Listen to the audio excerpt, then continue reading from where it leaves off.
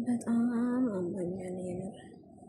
እስኪ ሁላችሁም ሙስሊሞች በዱዓ ክርስቲያኖች በጸሎት አስቡልኝ። በጣም አሞኛል የምር። አሞኝ ራሱ ማረፍ አልቻልኩም፣ መተኛት አልቻልኩም። በቃ ያው ታውቁታላችሁ ብዙዎች ያው የመዳም ቤት ስራ። ሰላም ሰላም፣ ውድና የተከበራችሁት እንዴት ናችሁ? ደህና ናችሁ ወይ? ሰላም ናችሁ? እና ውዶቼ በጣም አሞኛል የምር። በጸሎታችሁ አስቡኝ። እና ሐኪም ቤትም ራሱ አልሄድኩም፣ ወስደኝ ሰው የለም። እና በጣም አሞኛል የምሬ ነው የምላችሁ።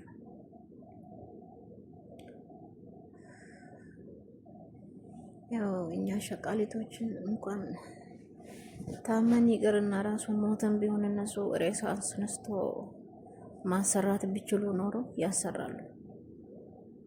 እና በቃ ዝም ብሎ ያዞረኛል፣ ራሴ ያመኛል። የምሬ ነው የምላችሁ። በቃ የሆነ የእንቅልፍ ማዛባት መሰለኝ። በጣም አሞኛል። እና ባለፈው እንደነገርኳችሁ ሁለት ሰራተኛ አለ። ግን ያው ሁለቱም እያለ ያው እኔ ደግሞ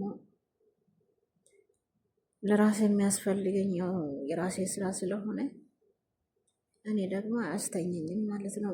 ልጅቷ አታስተኘኝም። በቃ በጣም ከምባለው በላይ የምር በጣም አሞኛል።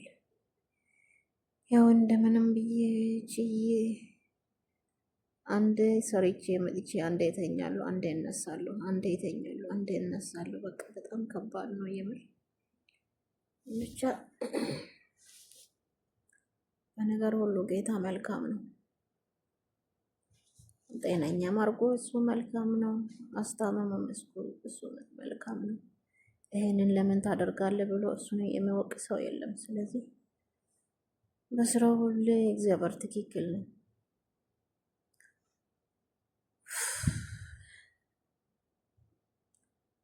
እውነት ቤቴ ቢሆን ወይስ እናቴ ጋር ቢሆን ለጥ ብዬ መተኛት ብቻ ነው የምፈልገው።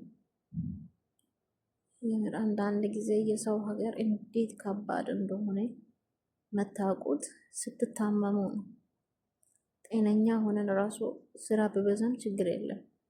የምር እንደምንም ብለን እንወጣለን። ግን ከታመማችሁ ማንም የለም። በቃ ጌታ ብቻ ነው ያለው እንጂ ማንም የለም። ስለዚህ ጸልዩልኝ ሁላችሁም እናቶቹ። የምር በጣም አሞኛል፣ ጸልዩልኝ።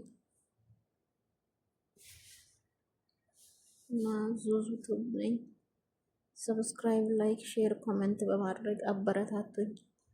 አዲስ ጀማሪ ነኝ እና ቪዲዮ ከለቀቅኩ 3 ቀን ሆኖኛል። ለቅቄ አላቅም። ዛሬ እንደምንም ብዬ እመጣለሁ ብዬ ነው የመጣሁት። ስለጠፋሁት ይቅርታ። ሁላችሁንም አበረታቱኝ እሺ።